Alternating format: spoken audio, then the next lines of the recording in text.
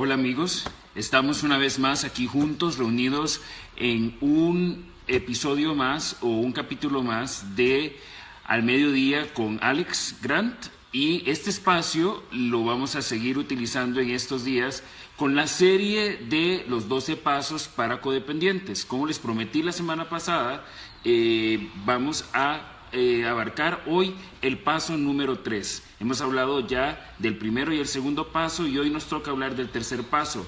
Y voy a leer para ustedes el enunciado que introduce este paso, porque estos pasos son toda una metodología que existe a nivel internacional y que en distintos países, en distintos idiomas, se utiliza para superar la adicción en diferentes temas. Como hemos dicho antes, las relaciones de codependencia, de dependencia y codependencia, son las relaciones entre una persona que depende ya sea de sustancias, de actividades o de relaciones o de una combinación de estas tres tipos de dependencias o adicciones, y los codependientes somos las personas que tendemos a acompañar o a hacernos rodear de este tipo de personas y que asumimos un rol de salvadores, de Mesías, de 911, de Mujer Maravilla, de Chapulín Colorado, de Supermanes, y tratamos de ser como un reemplazo consciente o inconsciente de un salvador o un Mesías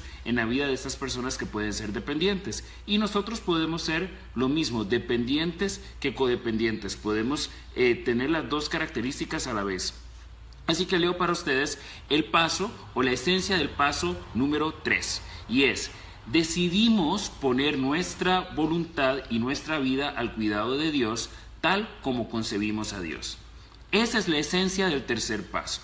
El primer paso era reconocer que nuestra vida, que éramos impotentes ante la vida de los demás y que nuestra propia vida se había vuelto ingobernable, o sea que estaba fuera de control. El segundo paso era reconocer que solo un poder superior, o en este caso para los que creemos en Dios, que solo Dios podía ayudarnos a nosotros a recuperar el sano juicio o salir de la locura en la que estábamos atrapados, haciendo siempre lo mismo y esperando tener resultados diferentes. Y hoy el tercer paso es precisamente entregarle a ese poder superior nuestra vida y nuestra voluntad, tal y como nosotros concebimos a Dios. Cualquiera diría bastante fácil, ¿no? Bastante lógico, bastante sencillo. Pero aquí es donde la cosa se puede complicar un poquito, porque, como bien lo dice el enunciado, cada uno de nosotros tiene su propia concepción acerca de quién es Dios. Y para muchos la palabra Dios o el concepto de Dios está muy cargado, está muy improntado, como me decía hoy Adrián Redondo, que está sintonizado acá, y Nati Ramírez también, y André Barrantes y Heilin también, que se nos acaba de unir. Gracias a todos los que se están sumando como burbujas. Me encanta ver esas burbujas cuando entran ustedes y se van sumando al grupo, y así somos más y muchos creciendo juntos. Pues efectivamente, a veces tenemos una concepción de Dios que está muy marcada o muy tergiversada por experiencias de nuestro pasado. A veces nosotros, para algunas personas, el concepto de Dios, que como hemos dicho en episodios anteriores, está muy marcado por nuestra experiencia con nuestro Padre, ¿verdad? Con nuestro Padre y con nuestra Madre, con las primeras autoridades en nuestra vida, con el primer hombre o la primera mujer en nuestra vida. Y algunas veces ese primer hombre o esa primera mujer no necesariamente hizo las cosas de la mejor manera, y a veces dejó una marca muy profunda en nosotros. A veces nosotros pensamos que tenemos una idea de un Dios castigador, de un Dios que está esperando que nos equivoquemos para enviarnos un rayo y partirnos por la mitad. A veces tenemos la idea de un Dios en el que no podemos confiar, porque quizás ese papá o esa mamá que eran el representante de ese Dios en nuestra vida, cuando estábamos jóvenes o adolescentes, nunca estuvo, o era un poco ausente, o era una persona desamorizada, una persona poco expresiva, poco cariñosa, poco intencional con nosotros, y entonces nos cuesta mucho creer que Dios pueda estar, porque tememos que Él también nos haga lo mismo. A veces también pensamos que Dios solo está como un genio de la lámpara para cumplir nuestros deseos, y que es como alguien que sale de una botella y que nosotros le pedimos cualquier deseo, y que nuestros deseos deben ser órdenes para Él y que Él tiene que alinearse con nuestra voluntad. Entonces tenemos ideas bastante tergiversadas. A veces inclusive, si le hemos pedido toda la vida, sobre todo si queremos que suceda algo extraordinario en nuestra vida y todavía no ha sucedido, entonces sentimos que tal vez Él nos ha defraudado o no ha cumplido nuestras expectativas o se ha demorado más tiempo del que consideramos justo, y entonces por eso la sola idea de pensar que nosotros le podamos rendir nuestra voluntad y que podamos rendirle nuestra vida a ese Dios nos parece casi que una locura. Pero yo creo que es mucho más loco el tratar nosotros de controlar lo incontrolable, porque es precisamente a Dios a quien le entregamos nuestros deseos. ¿Y qué son los deseos? Los deseos son aquellas aspiraciones que para alcanzarlas no depende solamente de nosotros, sino que también depende de terceras personas y de otras circunstancias.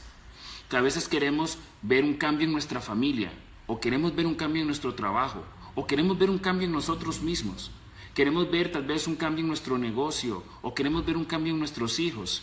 Y todas esas cosas y esos cambios pueden ser completamente válidos y fabulosos, pero al final de cuentas están en la categoría de los deseos y no en la categoría de las metas, que son las cosas que sí dependen de nosotros, que son esas cosas que están en el rango de lo que pensamos, lo que sentimos y lo que decidimos hacer, que al final son las tres cosas que podemos controlar. Entonces, son todas esas otras cosas que escapan al control de nuestra alma, de lo que pensamos, sentimos y decidimos hacer, y esos son los deseos que nosotros le entregamos a ese ser superior, porque le entregamos a Él lo incontrolable, porque al final nos toca solo controlarnos a nosotros mismos. Entonces, cuando yo tomo la decisión en este paso de decir, ok Dios, ya yo lo he intentado a mi manera y no ha funcionado, como decimos en Costa Rica, me he pelado el rabo. Pero cuando yo finalmente entiendo que he venido pulseando, que he venido tratando, bregando, luchando por alcanzar algo que al final no depende solamente de mí, sino que también depende de otras personas y de otras circunstancias, entonces dejo de desgastarme a mí mismo tratando de controlar lo incontrolable y le entrego todas esas cosas que escapan a mi control a ese poder superior. Para algunos puede sonar hasta pasivo, como que nos cruzamos de brazos y no hacemos nada más y esperamos que las cosas nos caigan del cielo. No es exactamente así.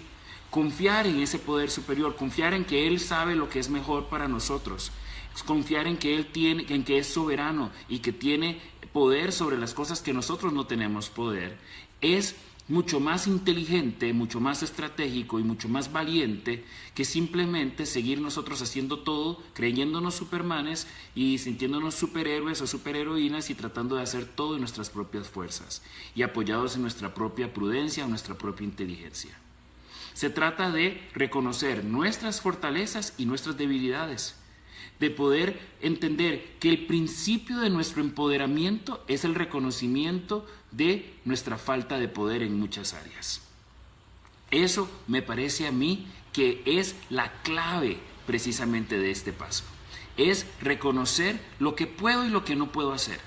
Y dejar de desgastarme en hacer lo que no puedo hacer y enfocarme en lo que me toca hacer a mí. Porque yo siempre le digo a mis aconsejados, Dios no va a hacer, Él va a hacer lo que tú no puedes hacer.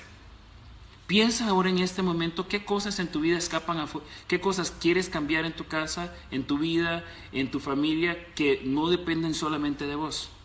Bueno, esas cosas que vos no podés hacer son las cosas que le entregamos a Él. Las cosas que vos y yo no podemos hacer son las cosas de las cuales Él se va a ocupar.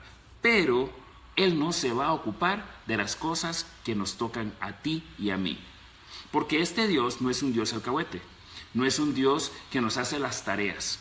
Es un Dios que es un buen maestro y que quiere enseñarnos, pero no va a ser una persona que va a hacer las cosas que nosotros nos corresponde. Entonces, Él nos ayuda como un buen maestro que se sienta con nosotros, como cuando un papá o una mamá se sienta con un chico pacientemente, con una chica, y le ayuda a hacer las cosas, pero no le hace la tarea. Él no va a hacer nuestra tarea. Él nos va a ayudar donde nosotros no podemos, pero Él no va a hacer nuestra tarea. Entonces, en esencia, ese es el tercer paso. Decidir dar nuestra vida y nuestra voluntad al cuidado de ese Dios, tal como cada uno de nosotros lo concibe. Así que les dejo de tarea pensar cómo concibes vos a tu Dios y si hay algo que te esté impidiendo poderle entregar tu vida y tu voluntad para que las cosas empiecen a encarrilarse. Mi nombre de nuevo es Alex Grant y nos vemos el próximo miércoles al mediodía con Alex en este mismo espacio para discutir el paso cuarto que sigue en este proceso de 12 pasos. Que tengan un día maravilloso y buen provecho a los que están a punto de almorzar y a los que ya están almorzando, que les caiga bien rico ese alimento y nos vemos entonces en 8 días si Dios lo permite. Un abrazote y un besote. Chao.